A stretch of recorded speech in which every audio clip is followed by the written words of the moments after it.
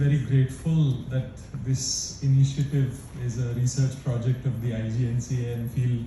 proud that I belong to IGNCA, that we are doing something like this, because in this day and age of fleeting experiences, I think there are very few initiatives which are trying to go deep and try to understand something as infinitely mysterious as the mind and how it functions, and how to enable us to think in ways which give us positive feedback to our own selves. So I'd like to really thank Dr.Dimple Kaur, because I think all of us experienced a lot of joy while doing this, and it could have been done in a very different and a very pedantic and a very scientific way also, but the entire play and the song and the dance and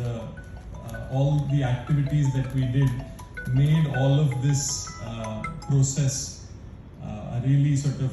liberating one. And if we are able to continue on this journey, which I'm sure, or at least one hopes that all of us will, that we'll be able to pause and reflect upon our own self, our own actions, our own thoughts, and also pay closer attention to others when they are speaking, when they are presenting, when they are expressing themselves, rather than give very superficial kind of